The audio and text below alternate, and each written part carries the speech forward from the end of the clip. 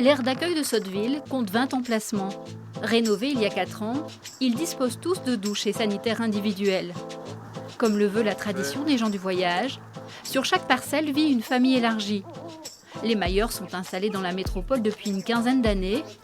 Autour de Solange, 87 ans, vivent sa fille et certains de ses petits-enfants. Vous vous déplaciez dans toute la France? Dans toute la France, maintenant, oui. Vous vendiez quoi? Ah ben, on vendait des draps. Des draps? C'était ça notre vie. On allait vendre, nous, on faisait du marché. Alors, on bougeait. Hein.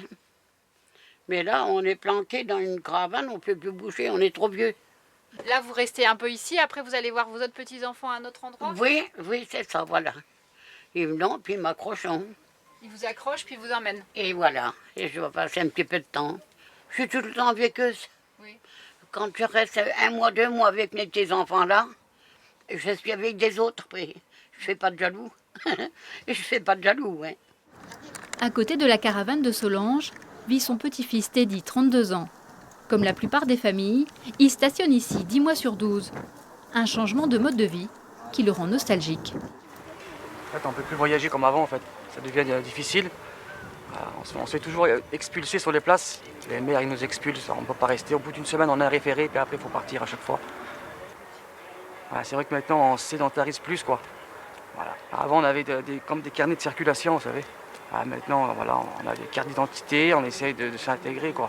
On est fait pour voyager, en fait, voyageurs, et puis on fait du surplace, quoi. C'est vrai que ça nous manque quand même. Hein. Il faut s'habituer au bitume maintenant. En une génération, beaucoup de nomades se sont sédentarisés. Une évolution liée à la scolarisation, parfois difficile des enfants.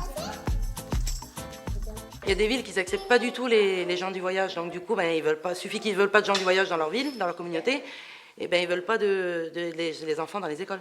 Oui, on part 3-4 mois l'été, puis c'est tout. Après, on rentre. Ça manque un peu, ouais. Mais après, voilà, faut s'y habituer, quoi. Faut évoluer, faut faire comme tout le monde. L'hiver, on est stationné sur des aires fixes pour que les enfants puissent aller à l'école. Mais moi aussi, j'ai grandi comme ça. Mes parents étaient comme moi aussi. L'été, ils voyageaient. Et l'hiver, pour nous, ils se fixaient sur un terrain comme ça pour que nous puissions aller à l'école. Moi, j'étais à l'école jusqu'à 16 ans. Aujourd'hui, je sais lire, je sais écrire parce que c'est pas pour donner une mauvaise image des gens du voyage, mais il y en a beaucoup qui ne vont pas à l'école jusqu'à 16 ans. Il y en a qui arrêtent, qui ne vont même pas au collège. Arrêter le voyage, pour beaucoup, un changement de vie subi autant que souhaité. Même pour avoir des papiers, pour du travail, pour avoir des prêts, avoir des crédits, tout ça, pour obtenir un peu plus de moyens, quoi, pour vivre mieux, on va dire. C'est quand même mieux pour nous, c'est vrai. La sédentarisation, Francis s'y est vite habitué. Comme plusieurs de ses enfants, depuis 6 ans, il habite une maison HLM à Saint-Étienne-du-Rouvray. Là, je vous présente le salon, qui est confortable. Là, je vous présente la cuisine. Ça nous a fait drôle au départ, mais maintenant on a changé, maintenant on trouve que c'est vraiment bien. Pourquoi c'est mieux que la caravane? C'est parce que déjà il y a un peu plus de confort.